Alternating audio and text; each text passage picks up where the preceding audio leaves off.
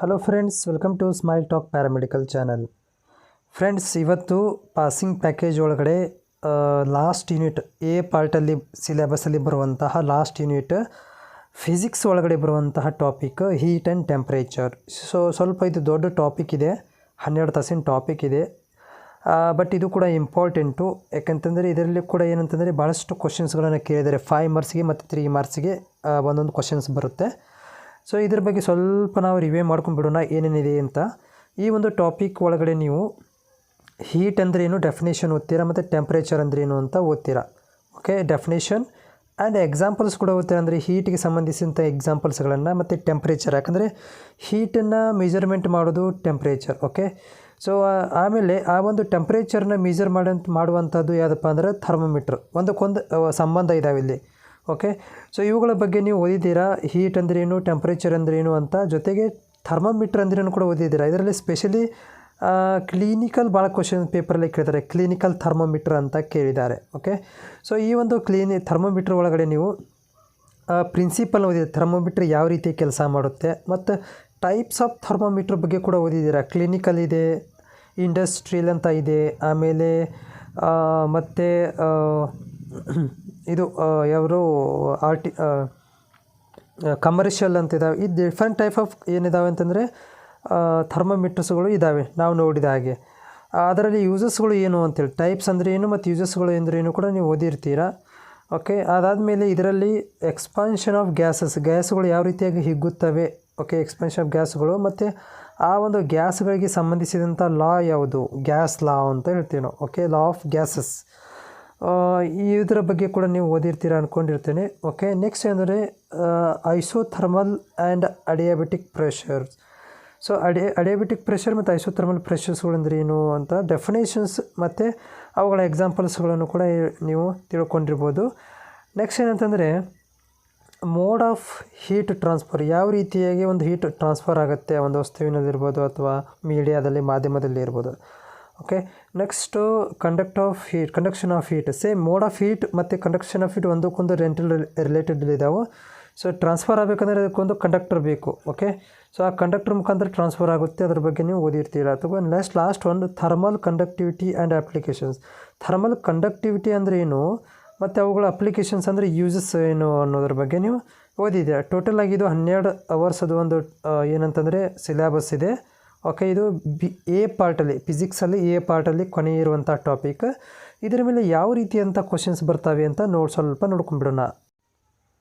So ಇಲ್ಲಿ ನೋಡ್ಬೋದು ನೀವು ಕ್ವಶನ್ಸ್ ಇಲ್ಲಿ 3 ಮಾರ್ಕ್ಸೂ ಇದೆ, 5 ಮಾರ್ಕ್ಸು ಇದೆ. ಓಕೆ, ಸೊ ಒಂದೊಂದಾಗಿ ಹೇಳ್ತಾ ಹೋಗೋಣ. 3 ಮಾರ್ಕ್ಸಿನ ಮತ್ತು 5 ಮಾರ್ಕ್ಸಿನ ಯಾವ ಬರ್ಬೋದು. ಮತ್ತು ನೆನಪಿಟ್ಟುಗಳು, ಇದರಲ್ಲಿ ರಿಪೀಟ್ ಸೇಮ್ ಕ್ವಶನ್, ಒಂದು ಆನ್ಸರ್ ಸೇಮ್ ಸುತ್ತಿ ಬಳಸಿ ಕ್ವಶನ್ಸ್ಗಳನ್ನು ಇಲ್ಲಿ ಕೇಳಿದ್ದಾರೆ ಅಷ್ಟೇ. ಬಟ್ ಆಲ್ಮೋಸ್ಟ್ ಎಲ್ಲ ಸೇಮ್ ಇದ್ದಾವೆ. ಓಕೆ, ಎಷ್ಟು ಇಂದು ಕ್ವಶನ್ ಇದ್ದಾವೆಲ್ಲಪ್ಪ ಅಂತ ಟೆನ್ಷನ್ ತೊಗೋಬೇಡಿ. ಎಲ್ಲಗಳು ಏನಂತಂದರೆ ರಿಪೀಟ್ ಆಗಿದ್ದಾವೆ. ನಿಮಗೆ ಗೊತ್ತಾಗಲಿ ಅನ್ನೋ ಸಲುವಾಗಿ ಇಲ್ಲಿ ರಿಪೀಟ್ ಕ್ವಶನ್ಸ್ಗಳನ್ನು ನಾನು ಮೆನ್ಷನ್ ಮಾಡಿದ್ದೇನೆ. ಸೊ ಸ್ಟಾರ್ಟ್ ಮಾಡಿದ್ರು ಒಂದೊಂದಾಗಿ. ಒಂದೇದು ಏನಂತಂದರೆ explain the mode of heat transfer. Okay, explain the mode of heat transfer. Heat ಯಾವ ರೀತಿಯಾಗಿ ಟ್ರಾನ್ಸ್ಫರ್ ಆಗುತ್ತೆ ಅದರ ಬಗ್ಗೆ ಬರೀಬೇಕು. ಇದು 5 ಮಾರ್ಕ್ಸಿಗಿದೆ ಮತ್ತು 3 ಮಾರ್ಕ್ಸು ಕೂಡ ಕೇಳಿದ್ದಾರೆ. ಎರಡನೇದು ಡಿಫೈನ್ ಹೀಟ್ ಆ್ಯಂಡ್ ಟೆಂಪ್ರೇಚರ್. ಇದು 3 ಮಾರ್ಕ್ಸಿಗಿದೆ. ಹೀಟ್ ಅಂದ್ರೇನು ಮತ್ತು ಟೆಂಪ್ರೇಚರ್ ಅಂದ್ರೇನು ಅಂತ. ಓಕೆ, ಸೊ ಇಲ್ಲಿ ಕೂಡ ನೆಕ್ಸ್ಟ್ 3ನೇ ಕ್ವಶನ್ ನೋಡ್ಬೋದು ನೀವು. ಇಲ್ಲಿ explain the mode of heat transfer repeat ಆಗಿದೆ.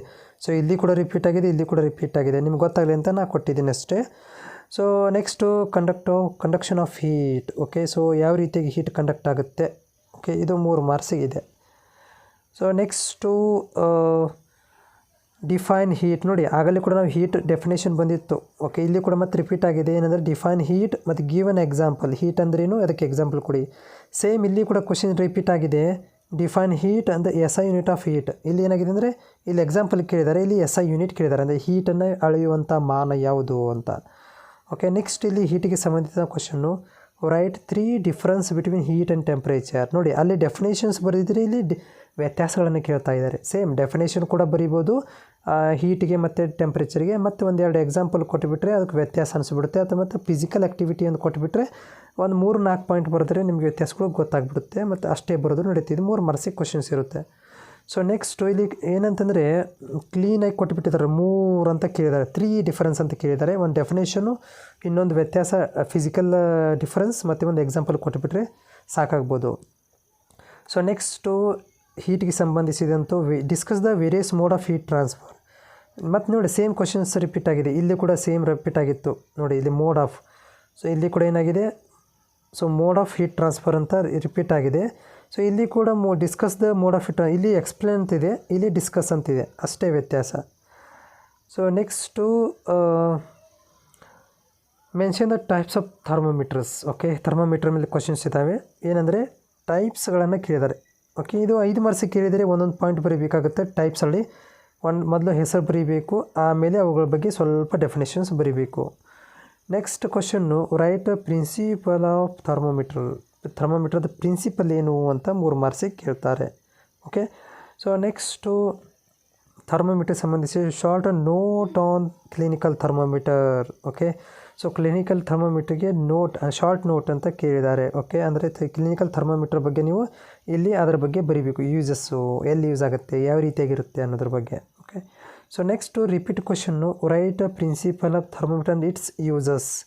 ಓಕೆ, ಇಲ್ಲಿ ಸೇಮ್ ರಿಪೀಟ್ ಆಗಿದೆ, ಏನಂತಂದರೆ ಪ್ರಿನ್ಸಿಪಾಲ್ ಆಗಿ ರಿಪೀಟ್ ಆಗಿದೆ. ಓಕೆ, ಸೊ ಪ್ರಿನ್ಸಿಪಾಲ್ ಸೇಮ್ ಇಲ್ಲಿ 3 ಮಾರ್ಕ್ಸಿಗೆ ನಿಮಗೆ ಕ್ವಶನ್ಸ್ ಪ್ರಿನ್ಸಿಪಲ್ ಮತ್ತು ಯೂಸಸ್ಗಳನ್ನು ಬರೀಬೇಕು. ನೆಕ್ಸ್ಟು ಯೂಸಸ್ ಅಂದರೂ ಒಂದೇ, ಅಪ್ಲಿಕೇಶನ್ಸ್ ಅಂದರೂ ಒಂದೇ. ಮೆನ್ಷನ್ ದ ಅಪ್ಲಿಕೇಶನ್ಸ್ 3 ಮಾರ್ಕ್ಸಿಗಿದೆ, ಥರ್ಮೋಮೀಟರ್ ಯೂಸಸ್ ಎಲ್ಲೆಲ್ಲಾಗುತ್ತೆ ಅಂತ.